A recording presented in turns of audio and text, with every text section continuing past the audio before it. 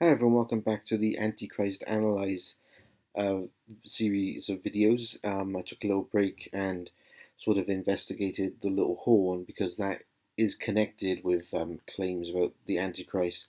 I want to return now to the Antichrist specifically, and we've got three more titles that we need to look at. Now, I'm going by this book here, Unlocking the Future, a commentary on Revelation.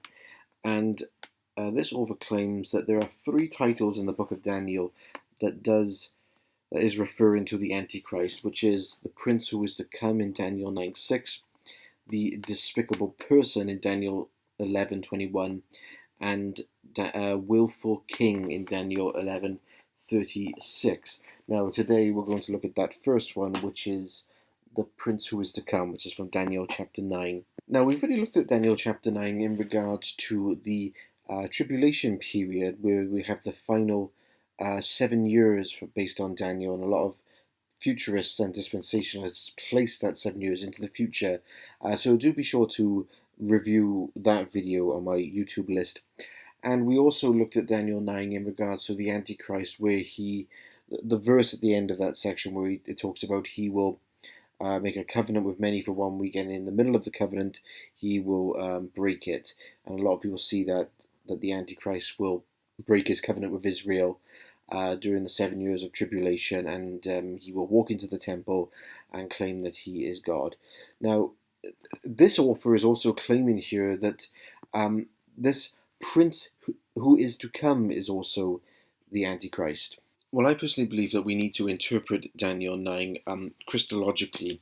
In other words, it's referring to Jesus. You know, when the Anointed One comes, talking about Jesus at his baptism, or when the Anointed One is cut off and shall be put to death, it's talking about Jesus, and when he establishes the covenant with many for 1 week in the last 7 years.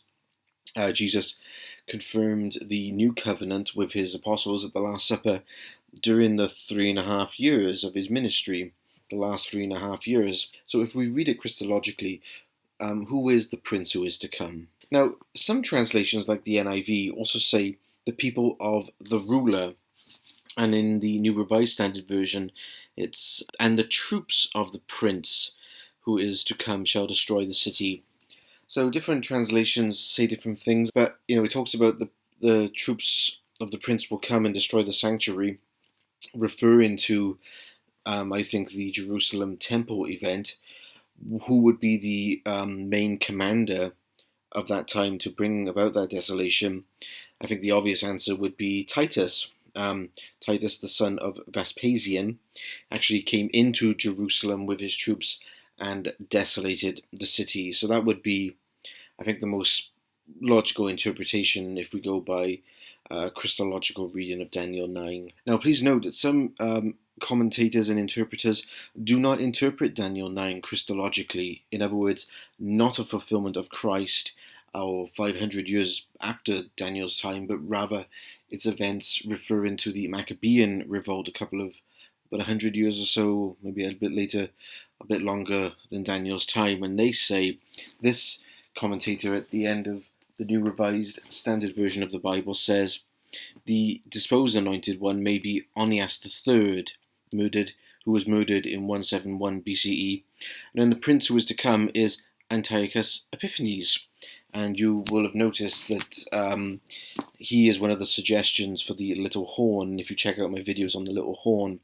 So that would be more of a historical interpretation. But the interesting thing is, I do personally interpret it Christologically, but both those interpretations don't see the prince who is to come as the Antichrist. It was someone who is a figure in history, someone who has already come. This prophecy has nothing to do with placing it into the future with a big 2,000-year gap.